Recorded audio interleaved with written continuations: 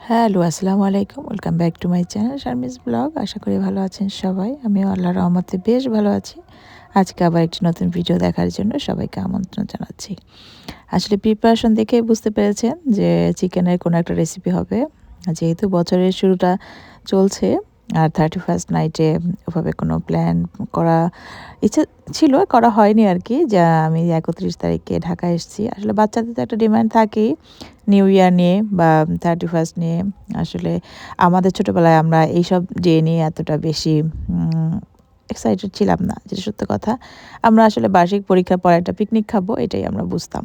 ওইজন্য আমরা বার্ষিক পরীক্ষা কবে শেষ হবে ওয়েট করতাম বা নানু বাড়ি যেতাম। আমাদের একটা পিকনিক হলেই আমরা খুব খুশি হয়ে যেতাম আরকি। তো সেটা সবসময় চলতো আরকি।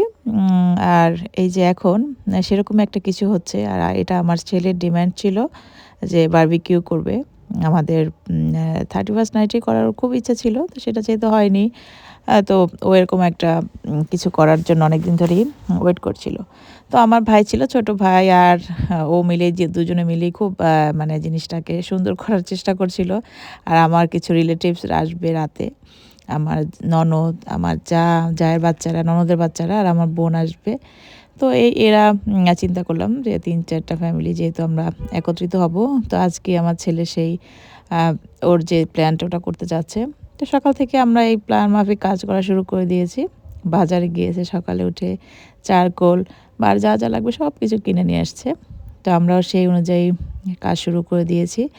রান্নাবান্না আসলে শুধু আ বারবিকিউর সাথে চিকেন আর নান হলে তো হয় না। আর কিছু আইটেম করতে হয়।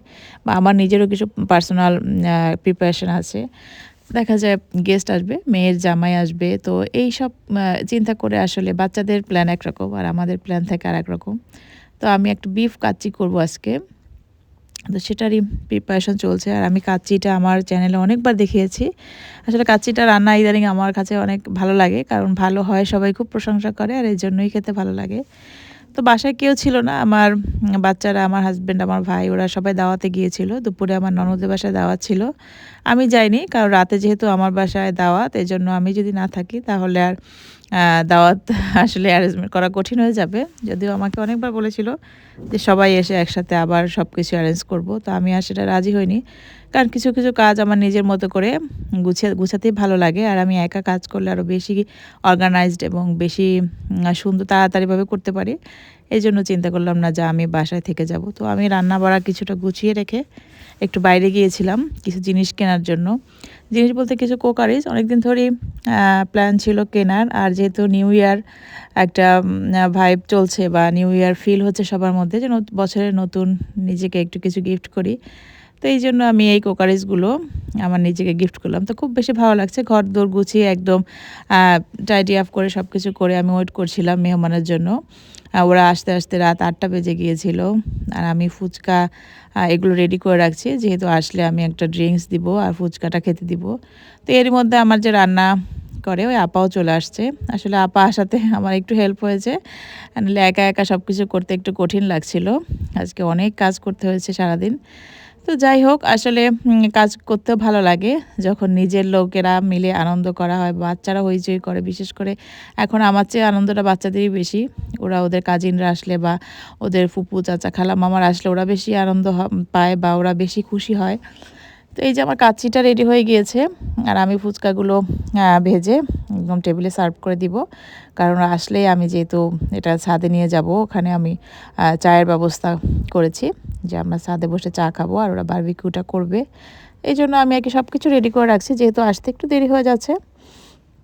আর এই যে আমি উপরে আমার যা আপা ছিল আর আমি ২ জনে মিলে সবকিছু এভাবে উপরে আগেই রেডি করে রাখছিলাম যে ওরা এসে খাওয়া-দাওয়া শুরু করবে। আমার আপা সবাইকে চা সার্ভ করে দিচ্ছে আর আমি অন টাইম গ্লাসে দিয়েছিলাম। কারণ এতগুলো কাপ উপরে টেনে আনা আবার ধোয়াধুয়ি করা অনেক বেশি ঝামেলা। তো আমার ভাগিনা ছিল, আমার ভাই ছিল, আমার বোনের হাসব্যান্ড ছিল। সবাই মিলে ওরা সুন্দরভাবে এই জিনিসটাকে মানে কি বলবো? গুছিয়ে করার একটা ব্যাপার আছে না? আমি তো আসলে এগুলো সময় দিতে পারিনি যে আমার নিচে আমি নান রুটিগুলো সব রেডি করব। আমি আর আমার আপা মিলে। তো ওদেরকে নাস্তাটা করিয়ে দিলাম। আর ওরা এখানে বসে অনেক বেশি মজা করছিল। আমি আসলে ওদের এই আনন্দগুলো দেখতেই ভাল লাগে যে বাচ্চারা অনেক বেশি আনন্দ করছে।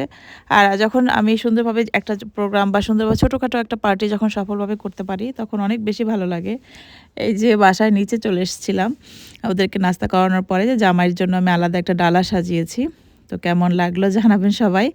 আর এভাবে ছোট ছোট পারিবারিক অনুষ্ঠানগুলো সুন্দর করে তোলার জন্য যে কষ্ট করতে হয়, আমার মনে হয় এই কষ্টটা করতে প্রত্যেকটা গৃহিণী অনেক বেশি পছন্দ করেন, আমিও পছন্দ করি।